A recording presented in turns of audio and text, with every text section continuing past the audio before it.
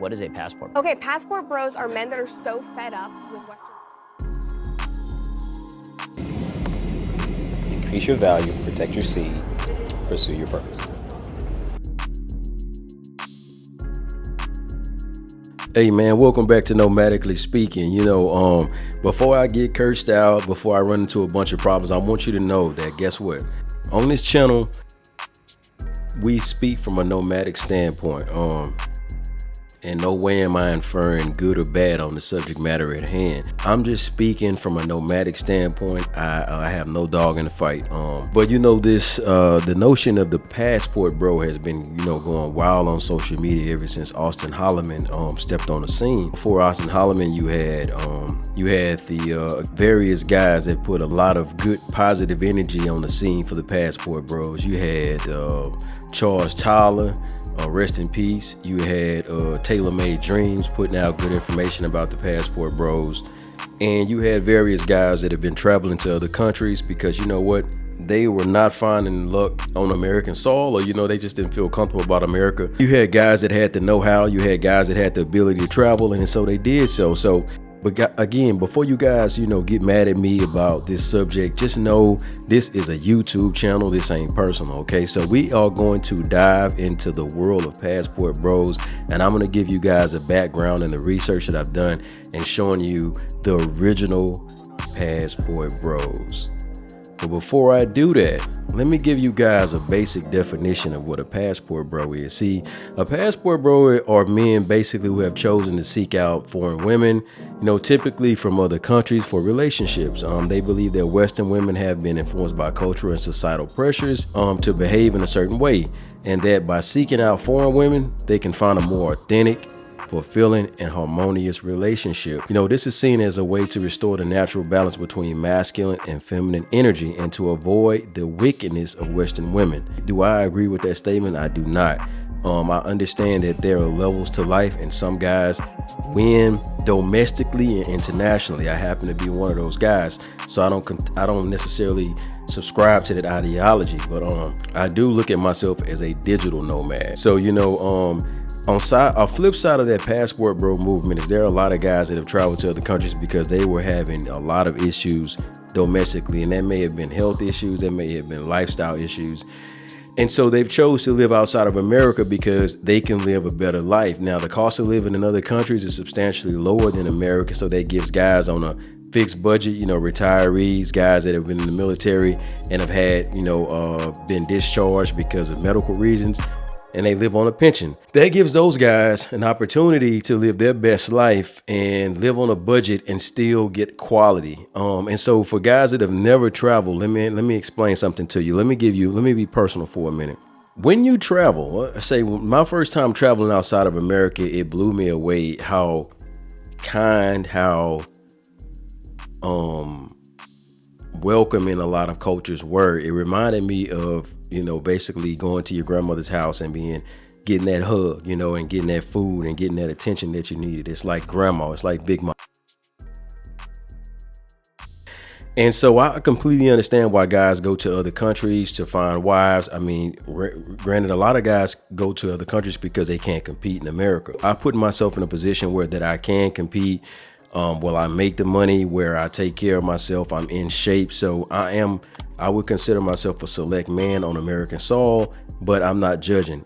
I do great outside of America, and I do okay in America. So anyway, I just want to lay a groundwork for the subject at hand. Let's get into the original passport bros.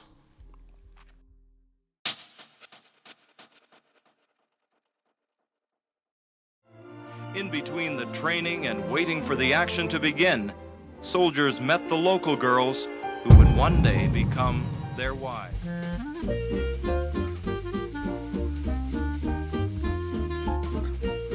World War II, the largest and deadliest conflict in human history, involved more than 50 nations and was fought on land, sea, and air in nearly every part of the world.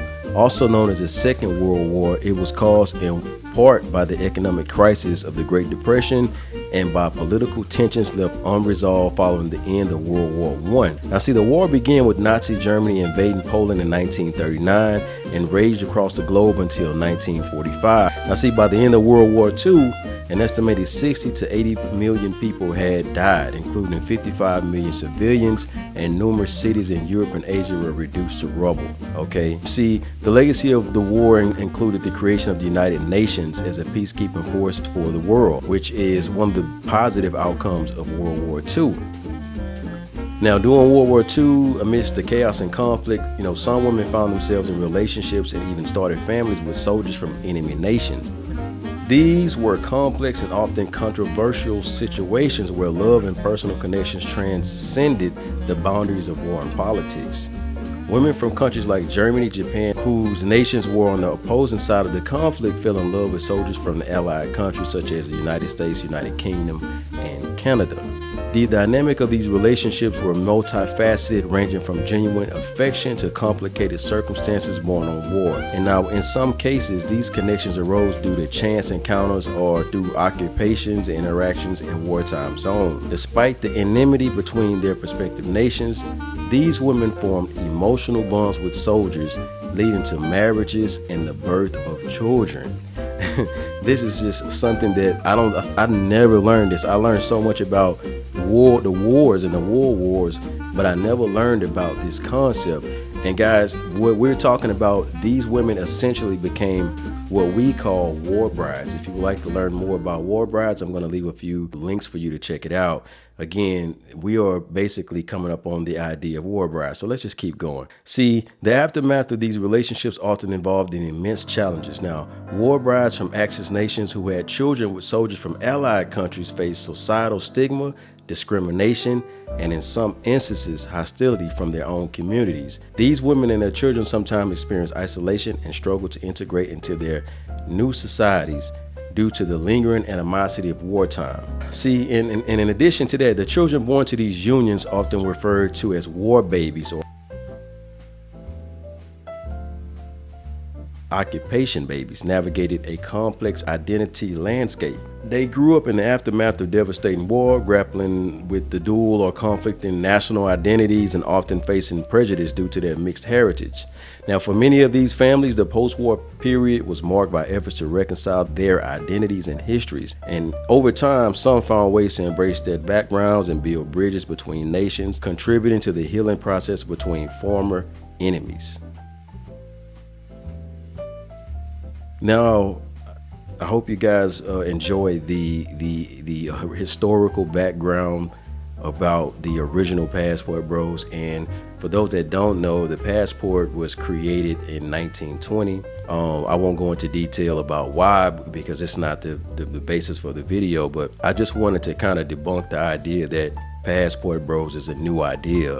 As a matter of fact, I gave you a lot of the history, a lot of the texts about some of the particulars of the war brides and how they fell in love with soldiers, and a lot of those soldiers ended up coming home and discharging from the military and going right back, and a lot of that started in Italy.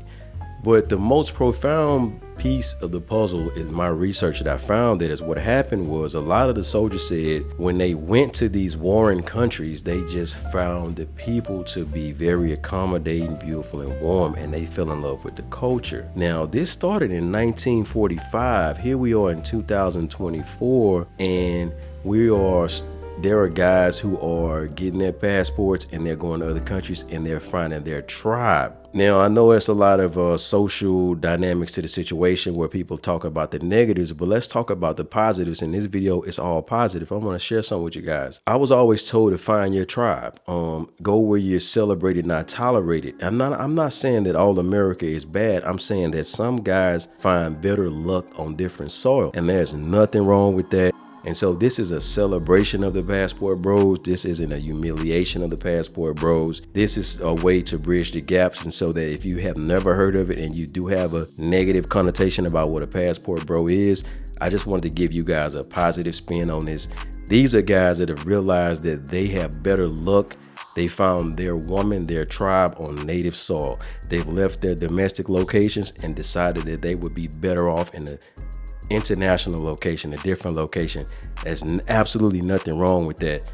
Now, I know locally and lately in the news, there've been a lot of there's been a different spin on this Passport Bro culture. But again, this video is to celebrate the Passport Bros that have found luck, love, and loyalty on foreign soil and have decided that it works for them. So anyway, guys, I'm gonna get out of here. I got other stuff to do, but I want to tell you guys, man, look, make sure you like and subscribe and comment and all of that stuff, because this allows me to keep growing my channel. This allows me to get in the algorithm. The algorithm rules everything. And make sure you share this too. If you found that this was helpful and it gave you a different perspective, definitely share this. And don't forget, I travel, I build. The end.